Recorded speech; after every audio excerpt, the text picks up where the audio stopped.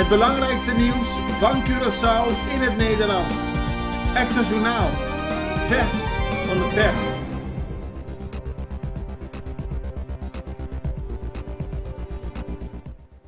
Welkom bij Extra Journaal, fijn dat u weer kijkt. We hebben het belangrijkste nieuws uit Curaçao en omgeving voor u op een rijtje gezet. En we gaan u dat presenteren en daarna ook nog wat meer achtergronden, duiding en dergelijke. Fijn dat u kijkt. We beginnen met het belangrijkste nieuws van vandaag. Want op Curaçao zijn er weer veel ontwikkelingen aan de gang. Maar misschien wel een van de meest opvallende zaken is dat de minister van Justitie, Charlton Hato, heeft aangekondigd dat er een vakopleiding in de gevangenis gaat worden gegeven. Volgens Charlton Hato is het nodig om de gevangenen op die manier beter voor te bereiden op hun terugkeer in de maatschappij. Het gaat om een opleiding die wordt uitgevoerd door de dienst Openbare Scholen samen met Openbaar Secundair Beroepsonderwijs. Het is een vakopleiding in de SDKK en de mensen die het afronden krijgen een erkend diploma. Geld hiervoor is beschikbaar gesteld vanuit het Criminaliteitsfonds. Man opgepakt voor overval. Vanochtend rond 5:30 is er een inval geweest in een huis in Bonam. Daar werd een man gearresteerd. De man wordt verdacht van het plegen van een overval. De politie zal later vandaag nog meer informatie hierover geven. In ieder geval is wel bekend dat er uit het huis verschillende zaken zijn meegenomen die van waarde zijn voor het onderzoek. De politie laat weten dat ze op dit moment nog niet alle informatie kunnen geven.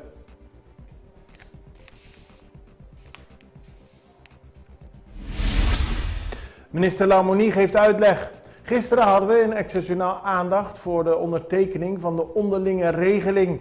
Die vond plaats in Den Haag en is ondertekend door staatssecretaris Alexandra van Huffelen en de minister-presidenten van Curaçao, Aruba en Sint Maarten. Er was meteen kritiek op Curaçao over het feit dat dit plan niet van tevoren aan het parlement is voorgelegd. Minister Lamonie Cecilia, de vicepremier van Curaçao, legde uit dat het een akkoord betreft tussen de regering van Curaçao en Nederland. Dat er dus geen verantwoordelijkheid was om eerst een goedkeuring aan het parlement te vragen. Waarom Aruba wel eerst een uitleg heeft gegeven aan het parlement, aan Curaçao niet, dat blijft nog onduidelijk. Burgers bezorgd over proces.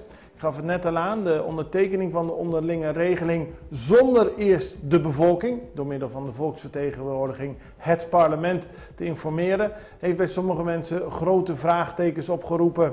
Vanaf vandaag zullen er op verschillende plaatsen in Curaçao, onder meer op Brionplein en ook in Plaza Piar, zullen er mogelijkheden zijn voor mensen die hun handtekening willen zetten over het feit dat ze willen dat de bevolking geïnformeerd wordt over deze onderlinge regeling. Na de reclame in deze uitzending van Extra Journaal hebben we een interview met Joe Lopez die uitlegt waarom deze handtekeningenactie van start gaat.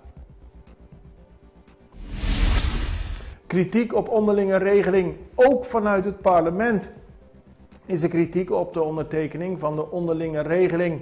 Giselle McWilliam van de partij MAN laat weten dat wat haar betreft de onderlinge regeling niet meer is dan een voortzetting van de COHO. En het COHO was nou juist een punt dat de MFK van tevoren voor de verkiezingen niet wilde ondertekenen. Zij gaf aan dat ze in ieder geval hoopt dat de bevolking profiteert van de onderlinge regeling en dat er meer duidelijkheid naar voren komt. Bijeenkomst Prins Bernhard Cultuurfonds. Gisteren was er een bijeenkomst op Curaçao van het Prins Bernhard Cultuurfonds. Het gaat om de 6 Rijkscultuurfondsen die Nederland kent, die het Koninkrijk kent. Architectuur, digitale cultuur, vormgeving, beeldende kunst, erfgoed, film, letteren, podiumkunsten, cultuurparticipatie. Het zijn allemaal cultuuruitingen waarvoor fondsen beschikbaar zijn. Er is vanuit het Prins Bernhard Cultuurfonds een bezoek gepland, onder meer op Curaçao, waarin gesproken zal worden over de totstandkoming van deze fondsen. Voorstelling over Paastijd. Het is bijna Pasen en elk jaar wordt daar speciale aandacht aan gegeven aan het lijden van Jezus Christus en de bedoeling, de betekenis voor de huidige samenleving. Leerlingen en docenten van RKCS-scholen hebben hiervoor een theatervoorstelling opgericht. Het gaat over Amor Verdadero. Dat is een voorstelling met docenten van Maristella, MTS, Frauter Aurelio en Igilia Martier. Samen met leerlingen van de verschillende SBO-scholen vond er een voorstelling gisteren plaats die druk werd bezocht. Dit was het belangrijkste nieuws. We gaan nu over naar de reclame. Kumisabodia koopson die dos breakfast combo die Subway. Si awe botingana die kumisabodia kun 6-inch kun webo kukeshi ibo coffee of thee di barista of kun 6-inch kun keshi webo of ham. Tambe kun thee of coffee di barista. Esse takera nabo. Passa no Subway e compra di nos breakfast combo. Check nos Facebook page of website subway.cv.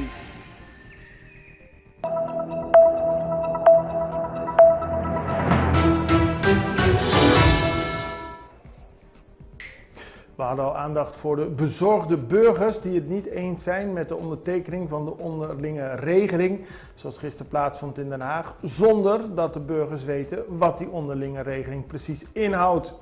Bezorgde burger, een activist, Joe Lopez, heeft samen met andere mensen enkele handtekeningenacties hiervoor opgezet. We spraken hem gisteren en stelden hem de vraag wat de reden tot zorg is. De regering gaat iets tekenen. In dit geval die orderegeling. En ze geven geen informatie aan de bevolking.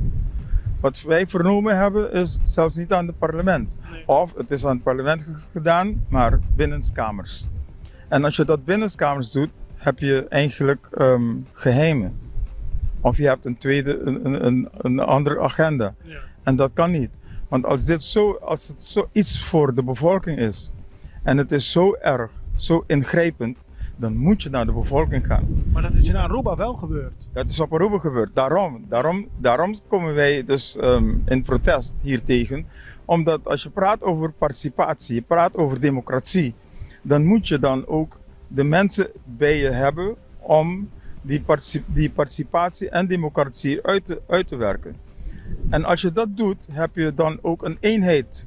Ja. Je vormt dan een eenheid, omdat iedereen die meegedaan heeft of mee geparticipeerd heeft in de proces van de totstandkoming van zo'n regeling, dan heb je dan ook dat iedereen erachter staat. Ja. Je hebt dan ook de steun van iedereen.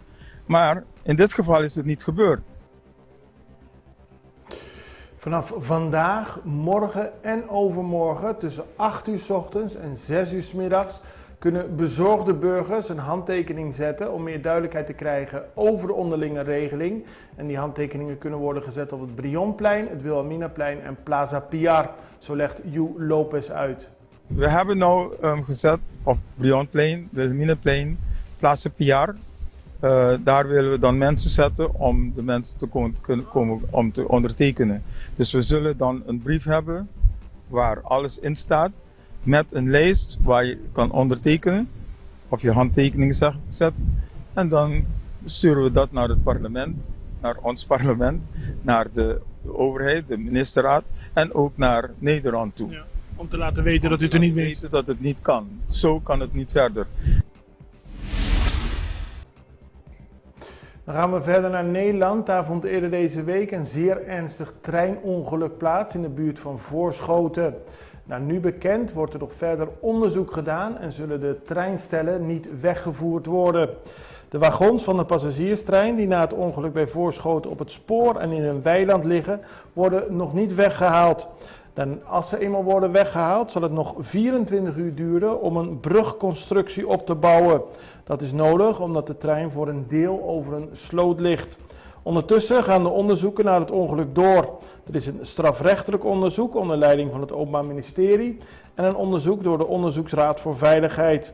Zoals we weten heeft dinsdag rond 3:30 's ochtends Nederlandse tijd er een ongeluk plaatsgevonden tussen een goederentrein en een kraanvoertuig. Daarbij kwam de bestuurder van het kraanvoertuig, een man van 65, om het leven. 30 van de 50 inzittenden van de trein raakten gewond. 3 gewonden liggen op de intensive care. Koning Willem-Alexander heeft inmiddels al een bezoek gebracht aan de plaats van het ongeluk. En dan gaan we nu over naar iets heel anders, iets veel vrolijkers, het Blue Seas Festival. Dat begint eigenlijk morgen al, maar vrijdag en zaterdag staat Pieter Mai weer in het teken van de blues tijdens de 5e editie van het Curaçao Blues Festival. Morgen is er een voorproefje met een speciaal concert in Cura Holanda van Harlem Lake. Maar wat u kunt verwachten, dat ziet u nu in het volgende fragment. I shook his hands and then I said, "It's up the street, gonna tread. I don't start tomorrow. It's too late to start today.